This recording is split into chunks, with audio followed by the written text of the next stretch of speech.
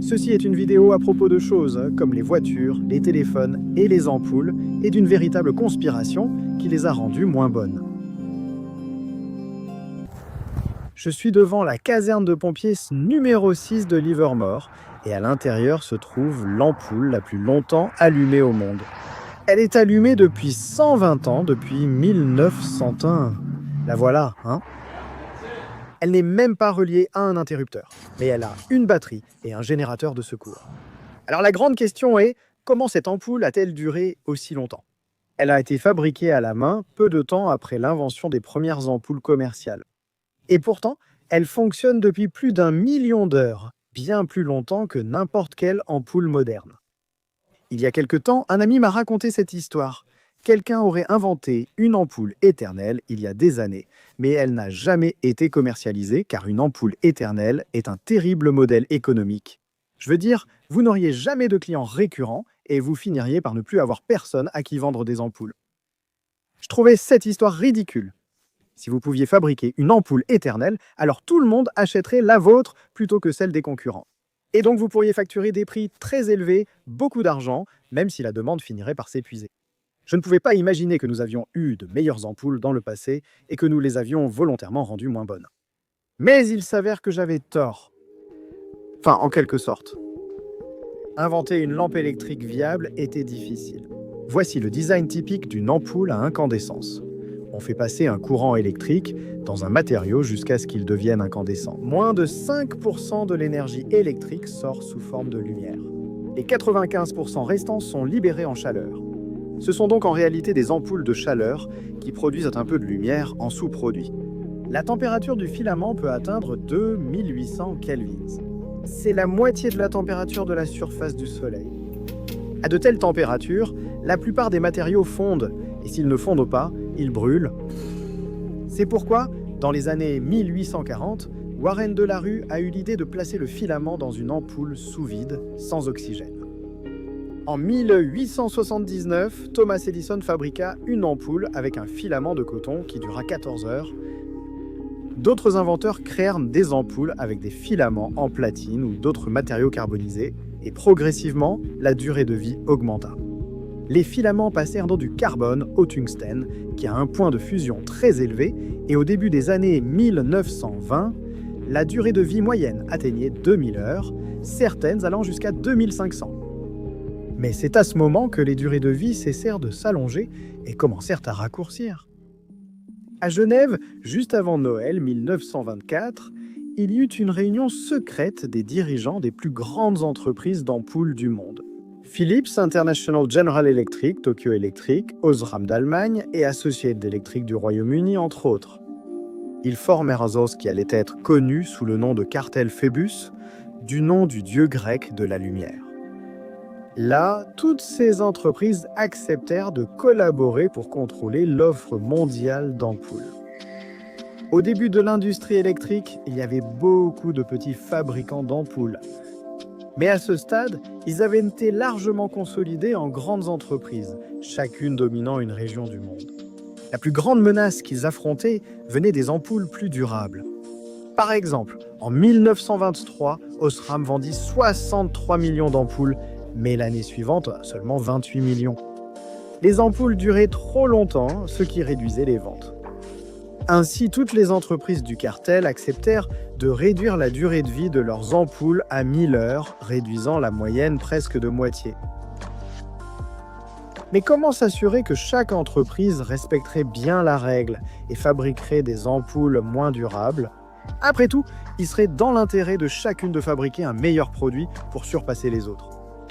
Eh bien, pour faire respecter la limite des 1000 heures, chaque fabricant devait envoyer des échantillons d'ampoules testés sur de grands bancs comme celui-ci. Si une ampoule durait beaucoup plus de 1000 heures, l'entreprise était alors sanctionnée. Si une ampoule durait plus de 3000 heures, l'amende était de 200 francs suisses pour chaque 1000 ampoules vendues. Et il existe des archives de ces amendes infligées aux entreprises. Mais comment fabrique-t-on une ampoule moins bonne, au juste? Eh bien, les mêmes ingénieurs qui avaient auparavant été chargés d'allonger la durée de vie durent maintenant la réduire. Ils testèrent donc différents matériaux, formes de filaments et connexions plus fines. Et si vous regardez les données, ils réussirent, quoi. Depuis la création du cartel, la durée de vie des ampoules diminua régulièrement, si bien qu'en 1934, la moyenne n'était plus que de 1205 heures. Et comme prévu, les ventes des membres du cartel augmentèrent de 25% dans les 4 années suivant 1926. Et même si le coût des composants avait baissé, le cartel maintenait les prix quasiment inchangés, augmentant ainsi ses marges. Alors, les gens savaient-ils que les compagnies d'ampoules conspiraient pour rendre leurs produits moins bons? Non. Le cartel Phoebus affirmait que son but était d'augmenter la standardisation et l'efficacité des ampoules. En fait, ils ont établi ce culot à vis comme standard, qu'on retrouve aujourd'hui sur quasiment toutes les ampoules du monde. Mais toutes les preuves montrent que le cartel était motivé par les profits et les ventes accrues, et non par l'intérêt des consommateurs. L'une des raisons pour lesquelles cette ampoule a duré si longtemps est qu'elle a été fabriquée avant l'ère du cartel. Une autre raison est que le filament a toujours fonctionné à faible puissance, seulement 4 ou 5 watts.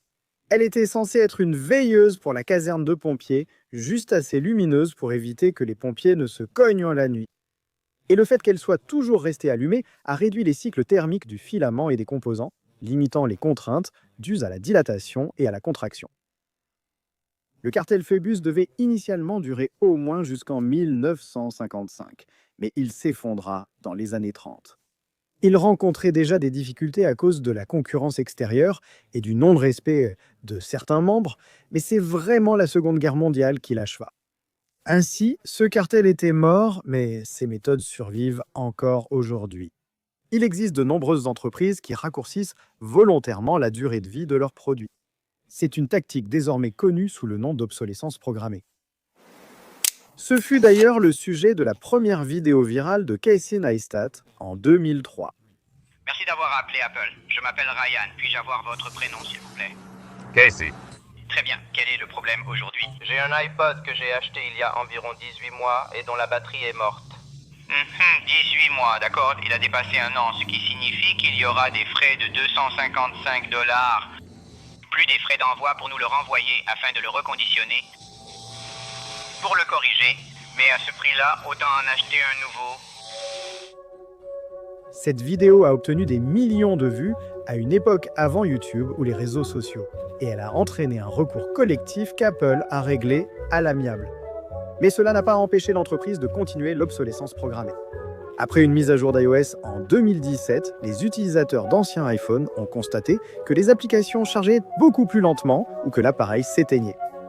Apple a déclaré qu'il limitait les performances pour protéger la batterie des anciens appareils et prolonger leur durée de vie. Bien sûr, cela ne serait pas un problème si la batterie était remplaçable. Dans une série de procès conclus en 2020, Apple a été condamné ou a accepté de payer des centaines de millions de dollars. Il est indéniable que ce montant est dérisoire comparé aux revenus supplémentaires générés par la limitation de la durée de vie de leurs produits. Mais certains affirment que l'obsolescence programmée n'est pas seulement de la cupidité, mais aussi bénéfique pour tous.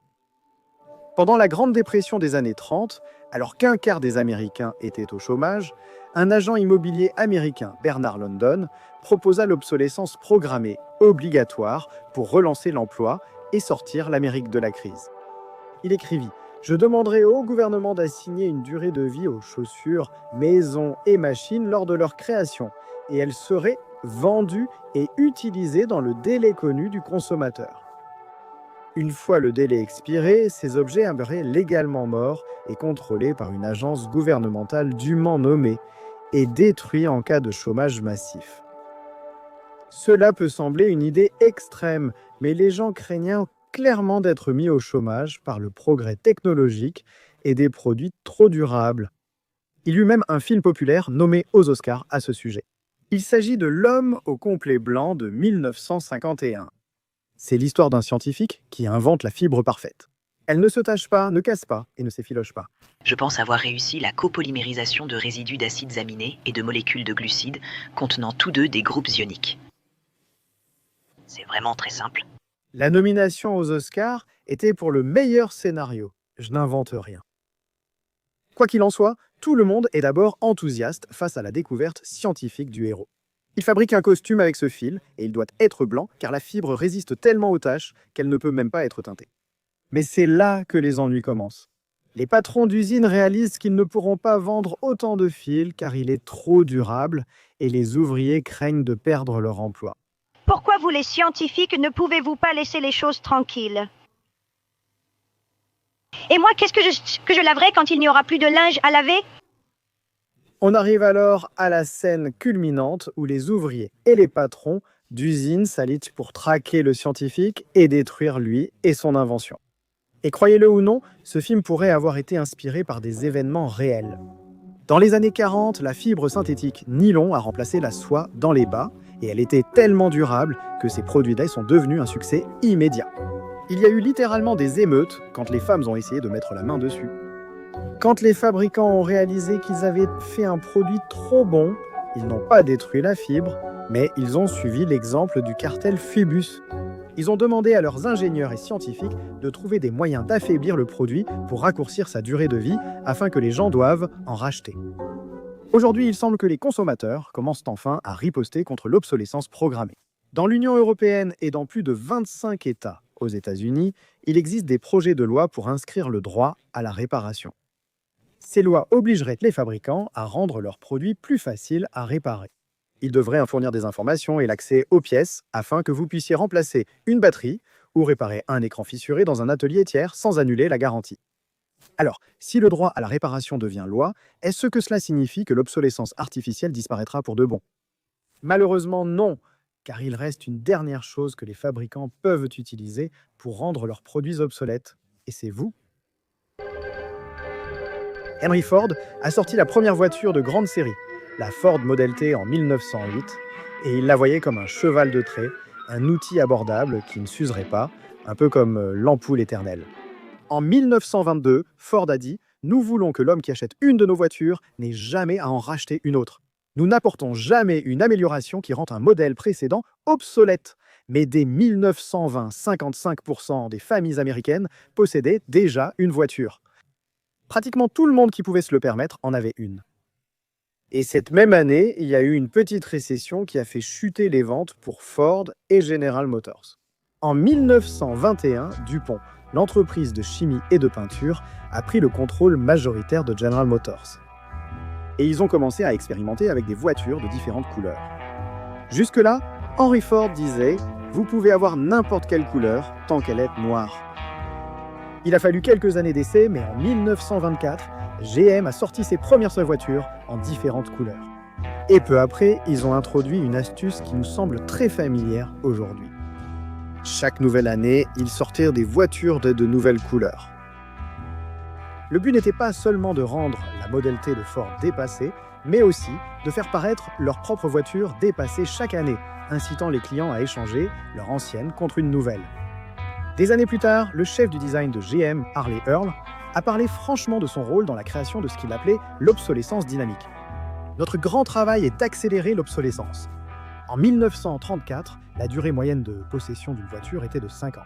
Maintenant, en 1955, elle est de 2 ans. Quand elle sera d'1 an, nous aurons un score parfait. Au moment où il a dit cela, General Motors était l'entreprise la plus valorisée au monde et vendait la moitié de toutes les voitures achetées aux États-Unis chaque année. De nos jours, l'entreprise la plus valorisée au monde, Apple, semble avoir directement copié ce manuel. Je veux dire, de nouveaux styles chaque année. Nouvelles couleurs spéciales chaque année, vérifiées. Amélioration technologique marginale, vérifiée. Est-ce une innovation utile ou juste un gadget? L'inspiration de General Motors, et donc d'Apple, vient de la mode où la véritable innovation est presque impossible. Donc la seule façon de donner aux gens l'urgence d'acheter est de créer des styles qui ne durent qu'une saison. Le problème, c'est que vous les épuisez trop vite. Et après, que faire? Eh bien, il suffit de recycler les styles d'il y a quelques décennies. L'iPhone montre aussi cette tendance au recyclage. Regardez la façon dont les bords étaient arrondis au débutant, puis ils ont été carrés. Puis ils sont redevenus arrondis, et maintenant ils sont carrés. Et combien voulez-vous parier que l'iPhone 14 aura des bords arrondis? L'idée, c'est qu'en matière de design et de style, il n'y a pas de meilleur. Il n'y a que différent, Et apparemment, c'est suffisant pour nous rappeler que nous n'avons pas le dernier modèle. Et donc nous devons courir acheter encore. Le seul type d'obsolescence que nous devrions encourager est la technologique, ce qui nous ramène à l'ampoule. Vous savez, ces 20 dernières années, les ampoules sont passées de l'incandescente, restée inchangée pendant 100 ans, à la fluorescente compacte, puis à la LED. Celles-ci utilisent seulement un dixième de l'énergie et peuvent durer de 10 à 50 fois plus longtemps. Oui, c'est assez lumineux. Vous êtes plus susceptible de vendre votre maison que de devoir remplacer une ampoule LED que vous y avez installée. Donc nous avons finalement atteint le point d'avoir une ampoule pratiquement éternelle.